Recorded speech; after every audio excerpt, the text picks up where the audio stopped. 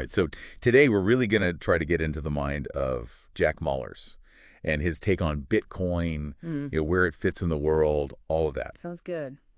And we're mainly diving into this interview he did on Mr Obnoxious's YouTube channel, right? Right. So one of the first things that struck me was Mallers talking about this year's Bitcoin conference. He said it felt different, like there was just a different energy there this time around. Yeah. Yeah. It's like, Have you noticed that? it's palpable, this shift. I think, for a while it was this niche thing. Yeah. And now the realities of the global economy are kind of like slapping people in the face, Like, remember when inflation was this abstract thing? Yeah. It was like, oh, yeah, it exists, but Right. it's not really affecting me. Now you're at the grocery store and you're like, whoa. Exactly. But I feel like Mallers was saying this isn't just a repeat of, like, 2008, right? No, not at all. That was a heart attack. This is more like, I don't know, a slow fever. But the thing is, it's everywhere you look. Mahler's pointed to gold, right? The price of gold usually goes down when the Fed is getting all hawkish, raising interest rates. Right, because it's less appealing. Yeah. Exactly. But right now, gold is booming. People are flocking to it because they don't trust the dollar as much. And it's not just gold, right? Didn't you say something about the bond market? Yeah, the bond market is basically this huge vote on whether people believe in a currency's future. And the dollar, well, let's just say it's not exactly getting a vote of confidence right now. It's like everyone's a little bit worried. So we've got the world on edge, markets doing their own thing. And then Mallers, he drops this line that really got me thinking. He says that money is just our time and energy, just in a different form. It's such a powerful way to look at it. It is. Because it's true. Your paycheck isn't just numbers on a screen. It's the hours you put in, the life you traded for it. Absolutely. So when you think about it like that, government debt, it takes on a whole new meaning. Mallers called it time travel. We're borrowing from our future selves. Yeah, and the question is, can we even pay it back? I mean, globally, total debt is like 3 times bigger than everything we produce in a year. 3 times. It's insane. It's like we've already spent our future earnings 3 times over. And we're still racking up the credit card bill. So we're in this deep debt hole, right? It's like we keep spending our future before we've even earned it. What happens next? Does Mallers have any ideas, any solutions? He lays out a couple of options, actually, and neither of them are exactly pretty. It's like picking your poison, Okay, so what are we looking at? What are the choices here? So option 1, he calls it the nuclear option, and it's basically just letting the whole system implode. Banks crash, savings disappear, no safety nets. Wow. Talk about hitting the reset button hard. Yeah, a full-on economic apocalypse. I can't imagine any world leader actually going for that, though. Sounds like a recipe for total chaos. Yeah, probably not going to win any popularity contests. So that brings us to option 2, and it's a bit sneakier. Mallers calls it currency debasement. Currency debasement. Okay, so is that like when governments just print more money to try and get out of debt? Basically, yeah. But here's the catch. Printing more money doesn't magically create more value. Right. It just spreads the existing value thinner. Makes sense. So your dollar might still say $1 on it, but it buys you less and less stuff over time. Like those candy bars that get smaller but stay the same price. Exactly. And Mallers is saying he already sees this happening, right? Look at how asset prices are going up. Gold, real estate, even the stock market. It's like everyone's trying to get rid of their cash before it's worthless. In a way, yeah. People see their money losing value, so they try to find other places to store it, things that might hold their value better. A flight to safety. Makes sense. So if this currency debasement is the path we're headed down, what's the alternative? What's the escape route? That's where Bitcoin comes in. Mallers calls it the antithesis of currency debasement. It's like a life raft in this sea of inflation. Because you can't just print more Bitcoin, right? The supply is limited. Exactly. And unlike normal currencies that are controlled by, governments and central banks, Bitcoin runs on a decentralized network. No one person or group can just decide to make more of it. So it's like digital gold in a way. That's a good way to put it. Okay, I'm starting to get why people get so fired up about this stuff. But how do you explain Bitcoin to someone who isn't a financial expert?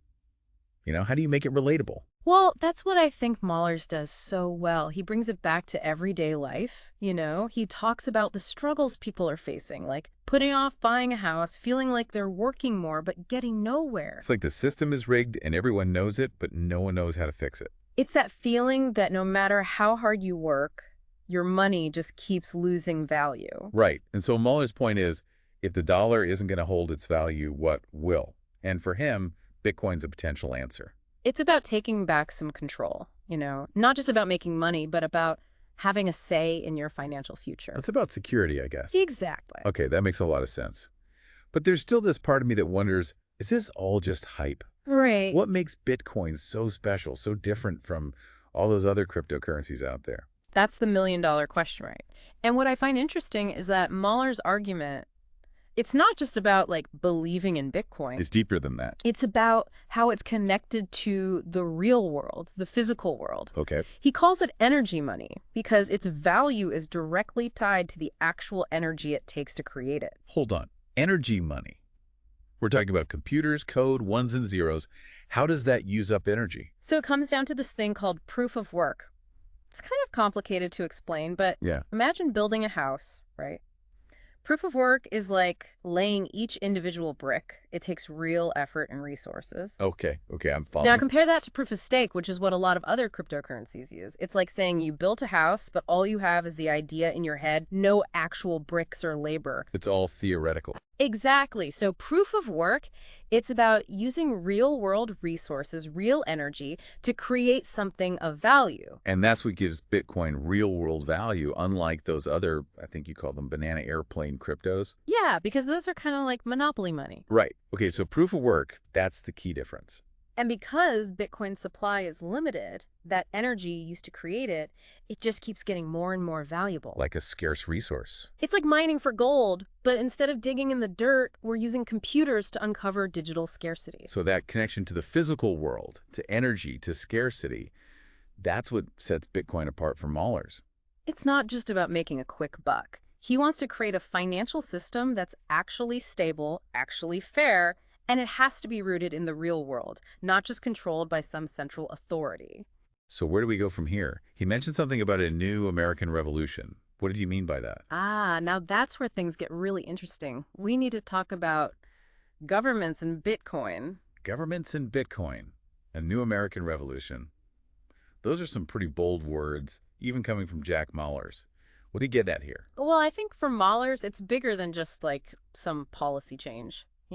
It's about a country's values, how it sees the future. So less about the nuts and bolts of Bitcoin and more about the message it sends. Exactly. Remember those other times he mentioned when governments made big economic moves? They felt kind of desperate, right? Yeah, like when Nixon took the U.S. off the gold standard. Yeah. Or the 2008 bailouts. It always felt like they were scrambling, trying to patch things up. Those were reactions born out of fear.